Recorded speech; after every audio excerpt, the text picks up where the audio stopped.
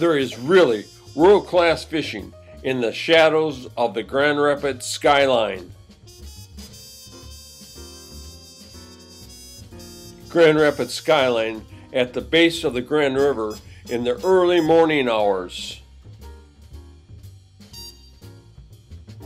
The Grand River has two major spawning cycles. The Chinook salmon spawn in the fall, September and October time frame.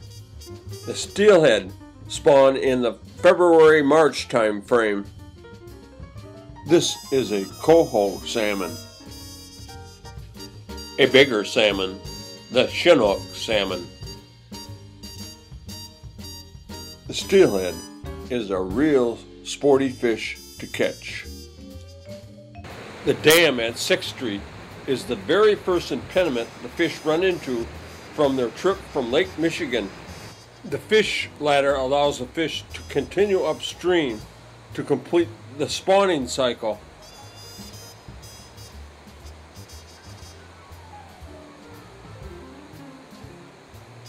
The waters right underneath the dam actually have fish bunched up more than any other place in the river.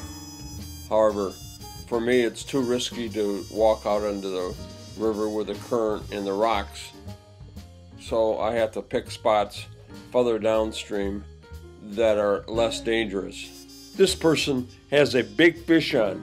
He is going to walk the fish downstream to help land it.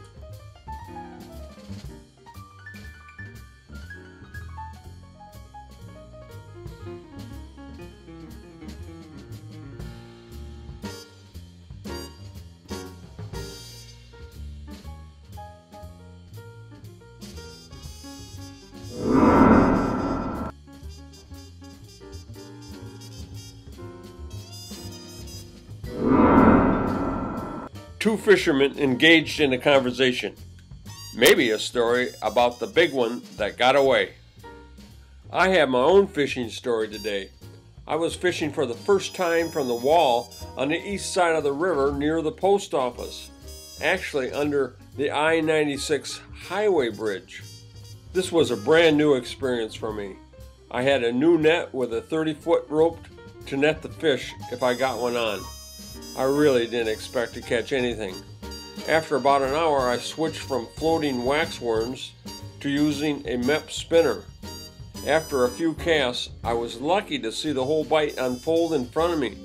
I seen the fish heading for the spinner, and I set the hook. My heart was pounding. I was expecting the worst, like a break off or something. I was not sure how to land the fish by holding on the pole with one hand and lowering the net with the other hand. A nice guy came by to help by manning the net. After many tries to coax the fish to the wall, it finally tired enough to land it. The fish was a huge salmon. I released it and it happily swam away. World-class fishing did not exist in the Grand River prior to 1967.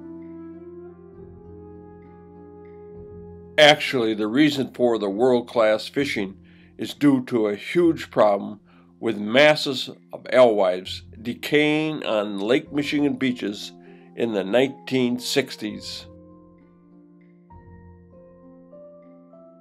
A resident of Grand Haven remembers that his mother wanted to take him to the beach, but when they got there, it was very disappointing because of the decaying alewives on the beach. Another resident recalls the task of cleaning up the alewives each day was so repelling that his sister cannot eat fish to this day. The Michigan Fisheries Department was working on a solution for the invasive alewife.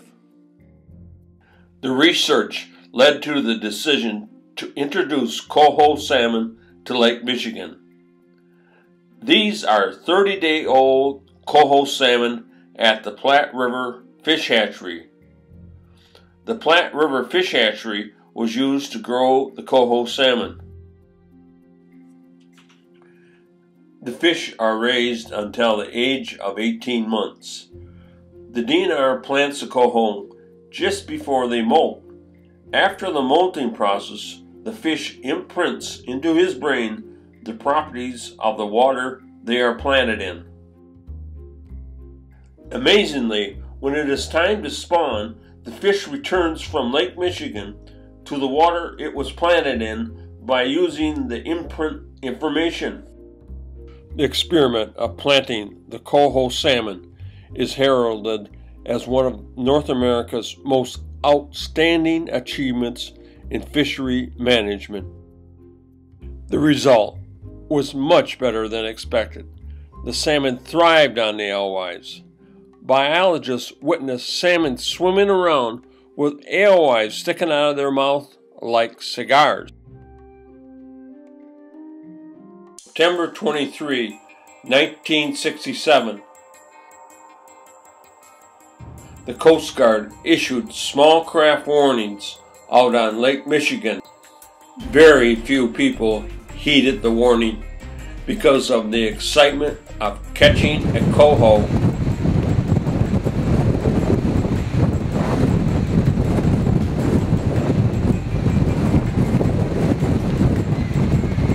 It was a zoo, it was dangerous, it was called coho fever.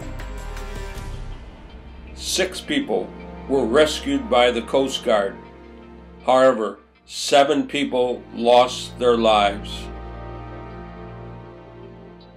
The lure of this battling gamefish was so strong that some who survived the 10 to 15 foot waves at the eye of the storm were back on the water by nightfall and continued to fish in the heaving lake while the bodies washed up on the beaches.